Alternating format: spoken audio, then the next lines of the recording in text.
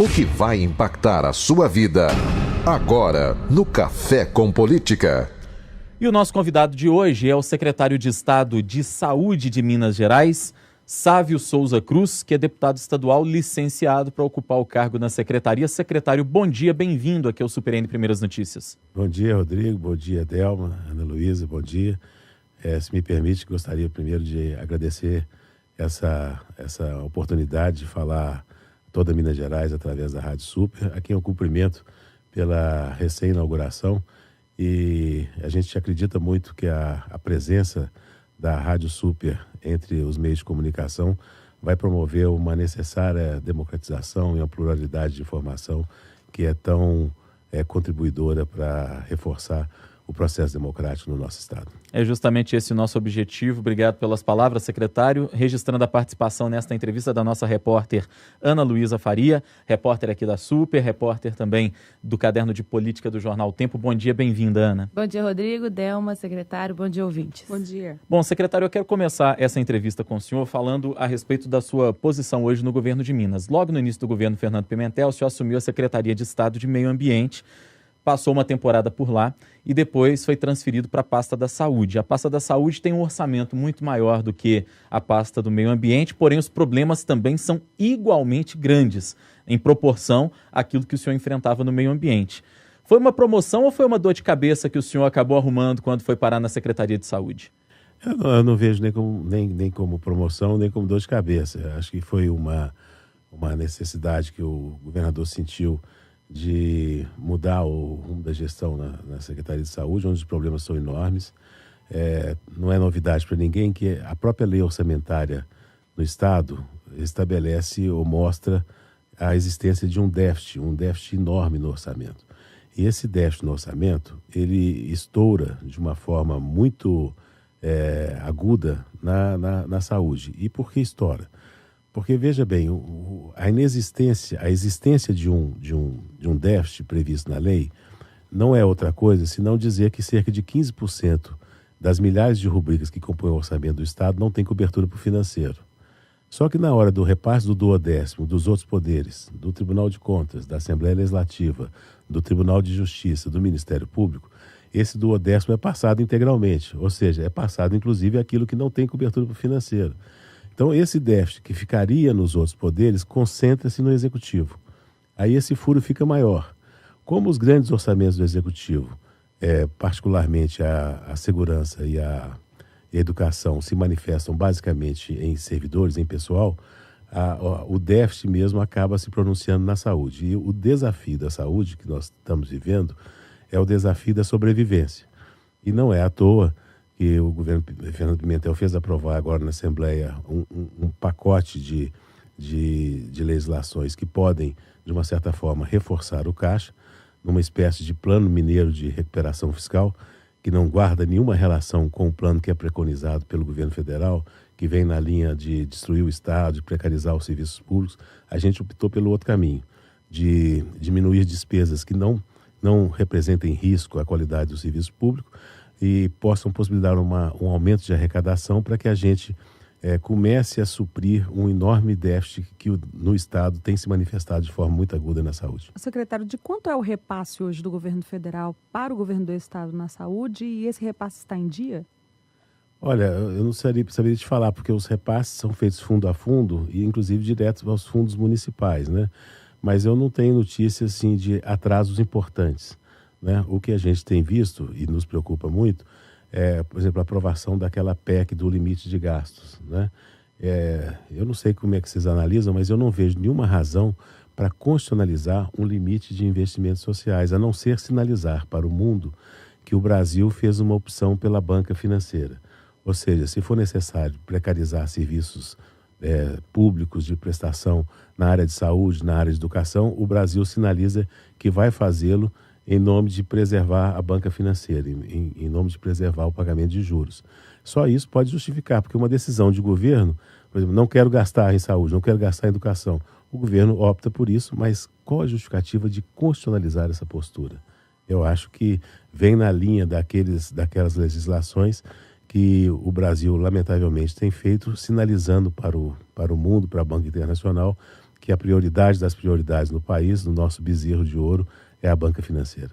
Falando sobre essa questão ainda das dificuldades, o senhor disse, da dívida e tal, em abril houve aquele problema todo que o Conselho Regional de Medicina ele estava exigindo que fossem feitas melhorias nos 26 hospitais que tem no estado, né, que segundo a entidade de classe estava em situação precária.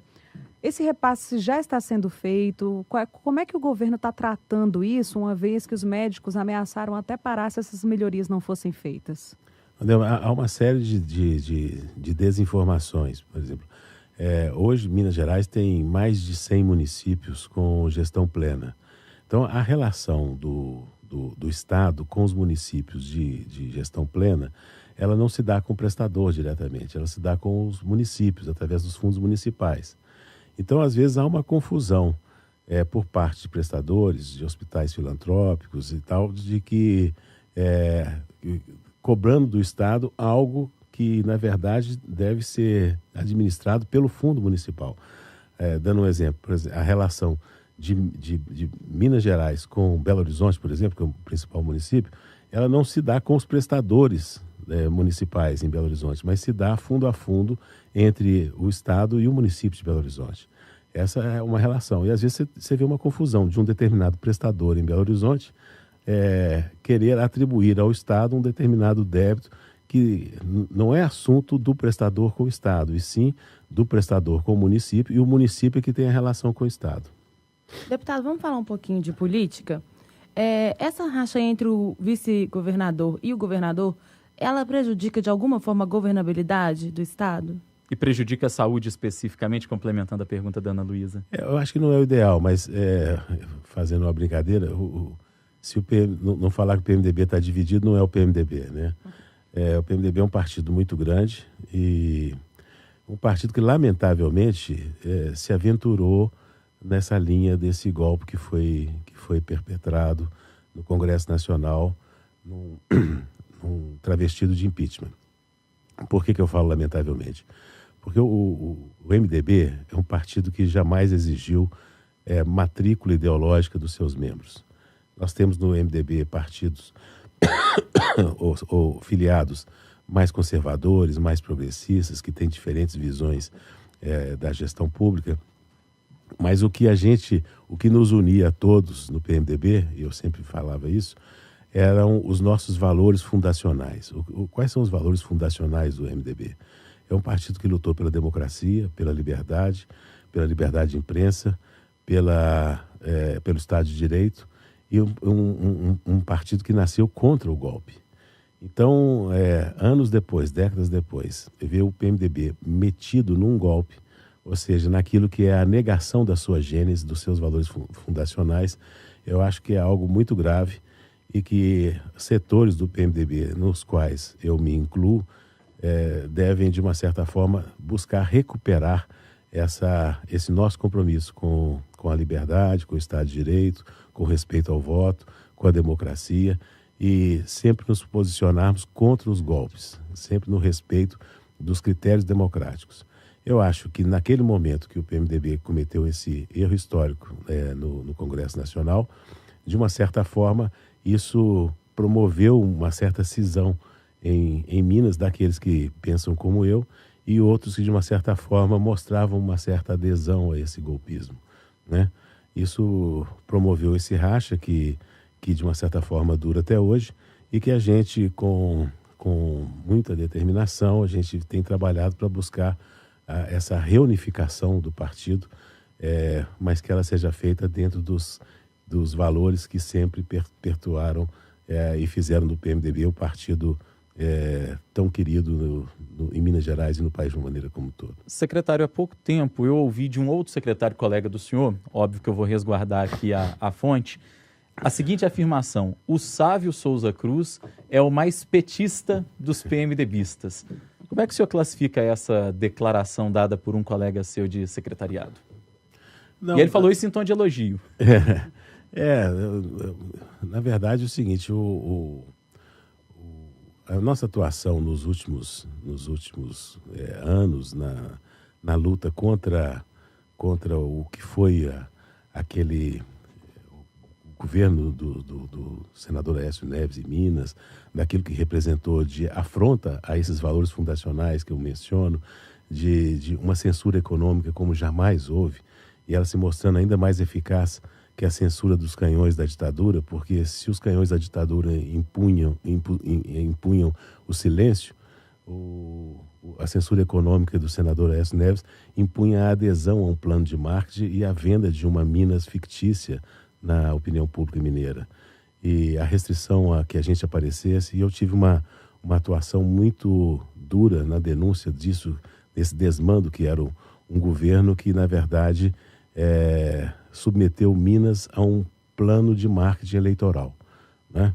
E essa denúncia muito, muito dura que eu fiz, até nos momentos em que o próprio PT buscou uma aproximação com o então governador Aécio Neves, sobretudo na época do lançamento conjunto da candidatura do ex-prefeito Márcio Lacerda, nós ficamos sozinhos nessa denúncia, né? Então, essa denúncia permanente do que foi, na realidade, o governo do PSDB, liderado pelo senador Aécio Neves, é que talvez façam com que essas pessoas que às vezes pensam que denunciar o PSDB é uma certa primazia do Partido dos Trabalhadores, e a gente, de uma certa forma, teve um protagonismo importante nessa denúncia durante muito tempo na Assembleia Legislativa. O PSDB foi peça-chave para a colocação do Zezé Perrella dentro do PMDB, né? Como que isso se deu, né? Essa questão. Essa é uma situação, assim, paradoxal, esquizofrênica, né? Porque você imagina, o senador Zezé Perrella, com quem eu convivi há algum tempo na Assembleia, ele jamais esteve na mesma trincheira do PMDB. O PMDB está há 2 décadas se posicionando contra as teses, as políticas, as lideranças do PSDB em Minas, né?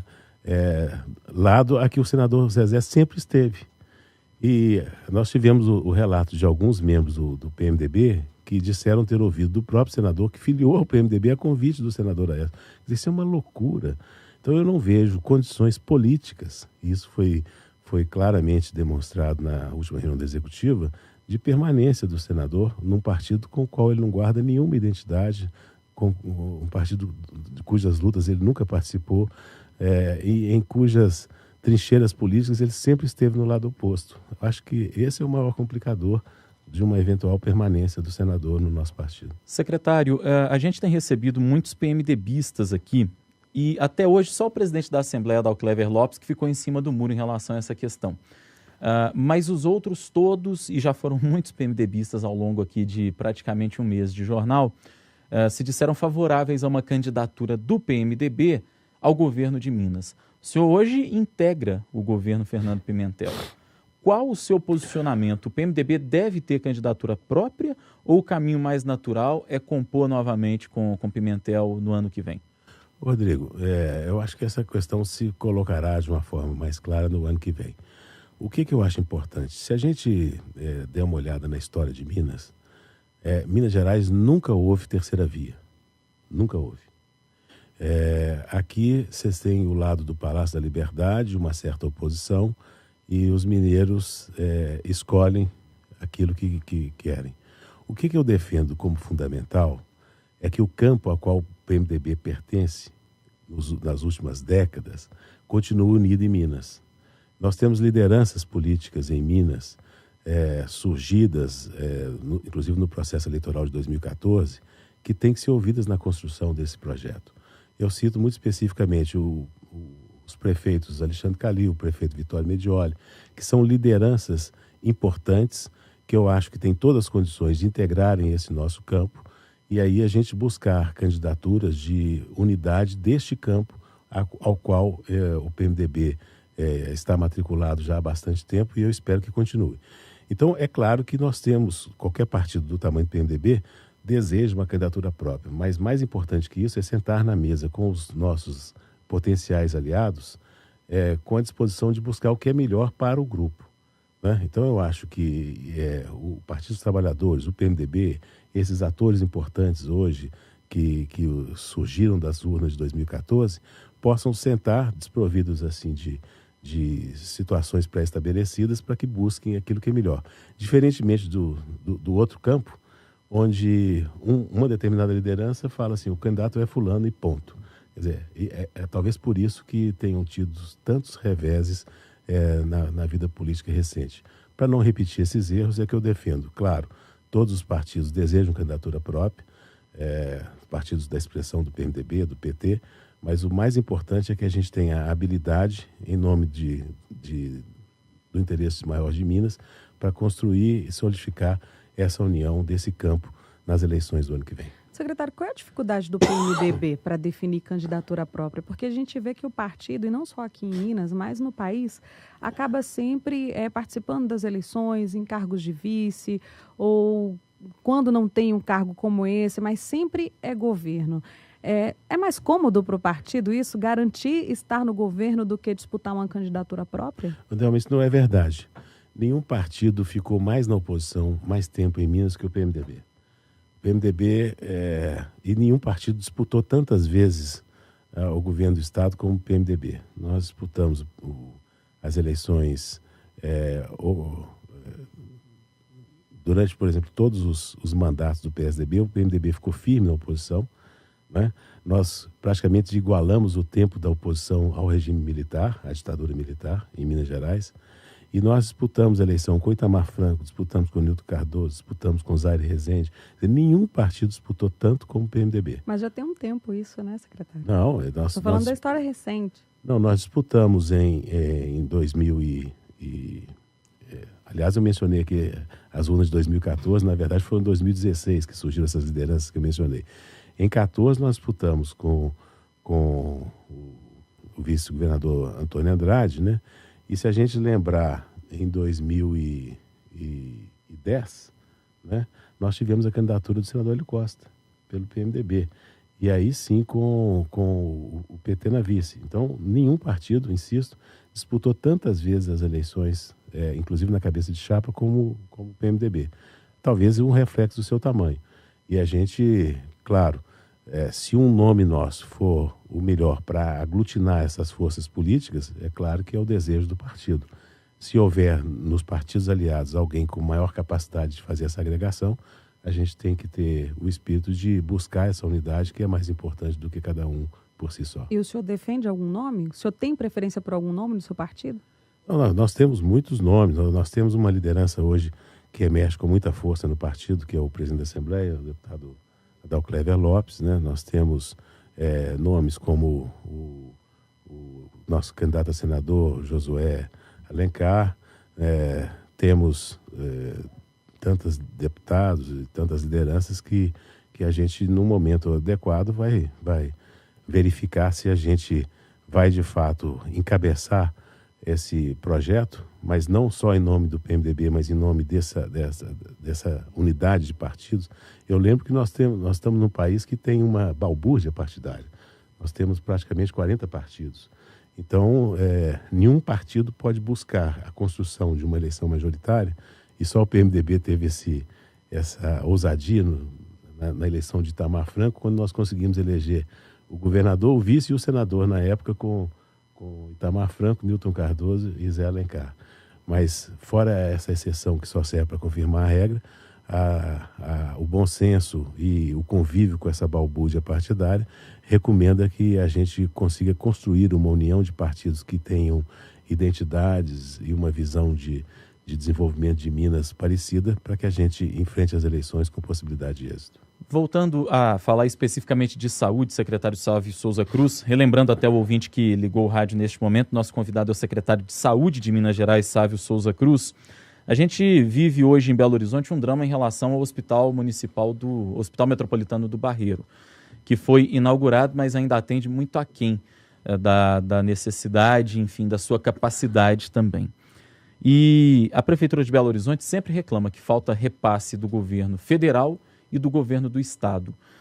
Eu já me lembro de ter ouvido o governo do estado falando que só repassaria quando o governo federal começasse a repassar. Por que fica esse jogo de empurra e, no fim das contas, o Hospital do Barreiro fica um elefante branco ali sem funcionar, secretário? Não, o compromisso do estado, não é nem da minha época, é de começar a aportar no momento que o governo federal fizer.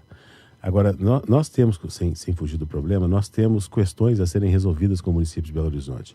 Nós temos débitos com o fundo municipal, né?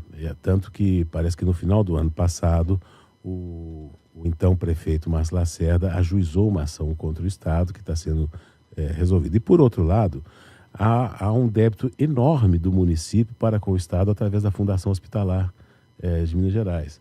Ou seja, o município de Belo Horizonte, como um município de gestão plena, ele recebe os repasses do governo federal da média e alta complexidade e não repassa ao prestador estadual, que é a Fundação Hospitalar de Belo Horizonte, por exemplo, no João 23, no Alberto Cavalcante, etc. Então, o que tem sido discutido sob a liderança do prefeito Calil e do governador Fernando Pimentel é que o Estado também ajuizará uma ação através da FEMIG contra o município, para que com essas duas ações a gente busque fazer um encontro de contas. Nesse encontro de contas, eu acho que é inexorável que o financiamento do Hospital do Barreiro vai fazer parte desse acordo. Mas nós vamos buscar.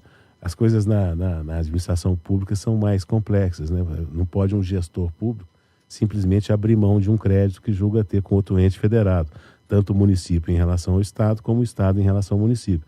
Por isso que a gente vai fazer isso na esfera judicial, para que tenha cobertura para os gestores municipais e estaduais envolvidos nessa matéria. Secretário, tem uma pergunta aqui do nosso ouvinte, o Sandro, de Venda Nova. Ele está perguntando o seguinte, que como é que ficou a mobilização do Estado em relação ao combate ao mosquito, né, que transmite a dengue, chikungunya, teve uma morte recente, agora foi a primeira esse ano em chikungunya aqui no Estado. Ele gostaria de saber o seguinte, como estamos no frio, as pessoas tendem a não preocupar tanto com a proliferação do mosquito. Como o Estado está mantendo a guarda dos postos, né? Bom, nós continuamos, o nosso sistema de vigilância, de uma certa forma, articula junto com os municípios que têm as vigilâncias municipais, para que esse combate seja permanente e ainda com o risco manifestado por pesquisadores e tal, de a gente voltar a ter febre amarela urbana no país. Isso é um risco especialmente grave no estado do Rio de Janeiro, por exemplo, que é um estado que não tem a vacinação de febre amarela no seu calendário de vacinações. Minas Gerais já tem a febre amarela no seu calendário já há algum tempo. Além disso, nós tivemos um esforço enorme para fazer aquela vacinação no surto que vivemos no ano passado. Aliás, foi uma mobilização que nós promovemos, foi uma coisa da qual acho que a gente precisa ter orgulho, porque nós conseguimos vacinar praticamente 90% da população-alvo em pouco mais de uma semana, em 150 municípios, numa área maior que o estado de Santa Catarina, isso em uma semana, quer dizer, mobilizando todos os caminhões com refrigeração que foram possíveis, recrutamos todos os enfermeiros da Polícia Militar para reforçar os postos de vacinação na área afetada, requisitamos helicópteros da Polícia Civil para fazer, porque a gente precisa entender o seguinte, a vacina da febre amarela ela é termossensível, ela não aguenta 7 graus de variação térmica. Então não é só abastecer os postos de saúde, normalmente nas áreas limítrofes da zona rural, mas é fazê-lo diariamente, porque nós tínhamos que colocar na medida da capacidade do sistema de refrigeração, que em alguns postos de saúde é uma geladeira velha precária. Então a gente teve que fazer isso e conseguimos de uma maneira muito eficiente. Inclusive naquele momento eu desloquei cada um dos meus subsecretários para uma área de macro da região macro da saúde, para que lá em loco eles pilotassem, porque nessa hora de crise aparece uma autoridade falando uma coisa, um prefeito manda outra coisa, o promotor manda outra, e eu falei com eles, vocês vão para lá e tomem decisões, não tenham medo de errar. Se errar, volte atrás e resolva, mas quem não toma decisão com medo de errar, ao invés de não errar, erra permanentemente. Então vamos enfrentar esse processo, e eu acho que Minas Gerais teve uma atuação que hoje é reconhecida nacionalmente na sua eficiência. Inclusive, as pessoas não sabem, quando começaram os primeiros casos no Espírito Santo, o secretário me ligou porque eles tinham a vacina que era fornecida pelo Ministério, mas não tinham a seringa. E justamente Minas Gerais, quando nós tivemos a notificação dos casos, eu determinei que fossem adquiridas todas seringas que fossem encontradas no mercado, e foi Minas Gerais que pôde emprestar para o Espírito Santo, na época, se não me engano, 250 mil seringas para que fosse iniciado o processo de vacinação no estado vizinho. Secretário de Saúde de Minas Gerais, Sávio Souza Cruz, obrigado pela participação, pela entrevista aqui na Super.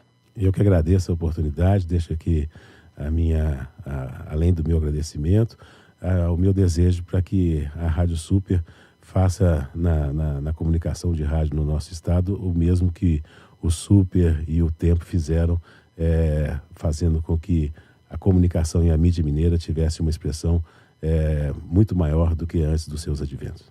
Mais uma vez, muito obrigado. Obrigado também a Ana Luísa Faria, nossa repórter.